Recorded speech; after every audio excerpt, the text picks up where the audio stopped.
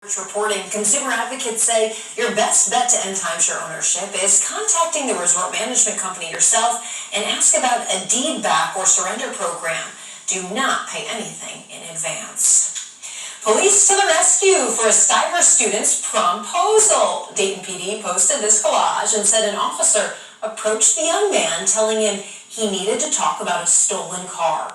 He then put the teen in the back of his cruiser, and a minute later, the officer got out and told his girlfriend that she needed to come closer to the car because her boyfriend had a question for her. The sign there on the bottom says, "Will you police go to prom with me? It would be a crime if you don't." I love it. I love a good promposal. We were just talking about this. Robert loves a good promposal too. Oh yeah, you have to go all out. Yeah. Any sort of proposal in general, Yes. Weddings, but proms.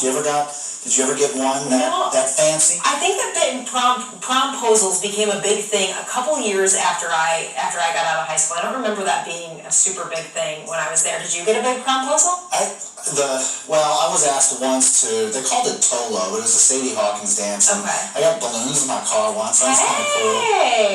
Yeah, I bet you felt really special. Prom was awesome though. It was long story short, rode a boat up Puget Sound and docked right at the prom dance because it was right on a pier. So it was long story, but it was a really cool I thing. would love to see some of your prom pictures. Hey, I don't know if any of our high schools have prom this weekend, but if they do, are they going to have any good weather? They might have a chilly one. Okay. In fact, it's Easter weekend, and so especially Easter morning, might be some frost around those Easter eggs, depending on when you put them out. But the grass might be a little frosty. It'll be chilly. Overall, we're quiet. We're cool.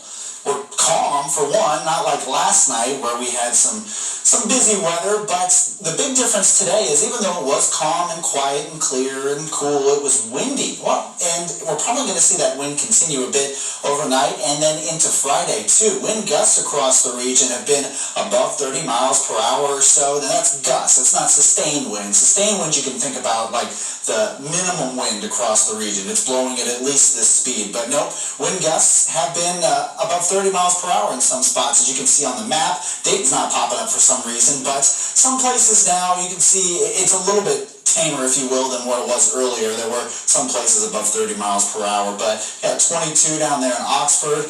Looks like they're calming down slightly, but it probably still will be a little bit breezy overnight, so don't be surprised if you hear some banging around outside, some things blowing. Seems like I hear that every night. I don't even know what's banging outside my window, but you know, it is what it is. So a little bit breezy tonight. Take a look at the winds tomorrow as well.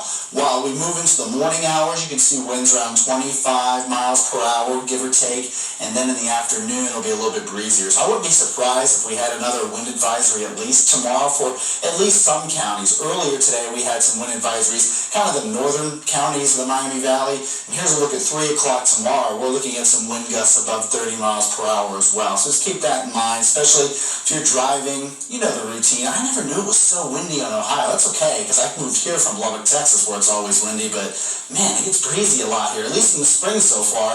Now, as we move throughout the weekend, we'll see the wind die down a little bit, but we do get the colder temperatures too. Satellite radar is showing some pretty quiet conditions now. Big reason for that is because the strong area of high pressure. High pressures bring us pleasant weather. It might be cold or warm one way or the other, but it brings us clear skies. That's what I mean by pleasant. You can see much of the United States, from the plains, the Lone Star State, and lots of the east, not to mention the Gulf Coast states, just seeing mostly clear skies. Looks like there are a few showers kind of popping up as you get farther toward the western Midwest, if you will.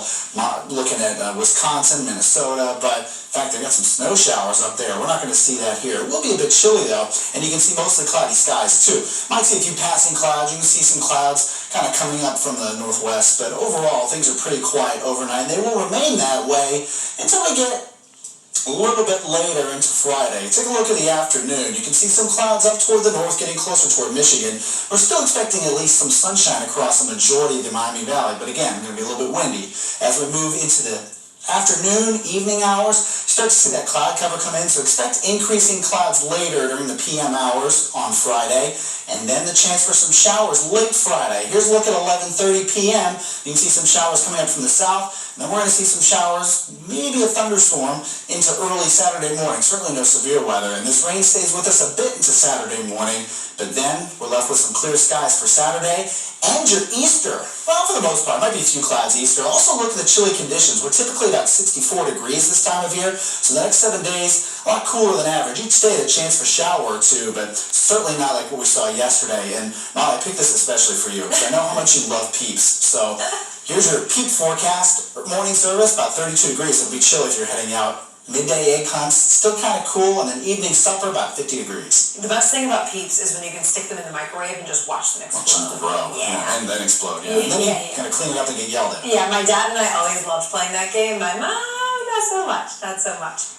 Okay, well, Ohio's new overtime law could mean hourly workers will make less. Starting in July, hourly workers will have new rules for when they can and cannot clock overtime. Under the new law, employees would not be able to get OT for traveling to and from work, activities before or after their main work hours, or quickly checking emails, texts, or voicemails when not at work. The lawmakers behind the plan called these tasks either insubstantial or said they took up an insignificant amount of time. However, employees can still get OT for those tasks if their supervisor specifically asks them to do it. The new law will go into effect on July 6th. So now we want to know what you think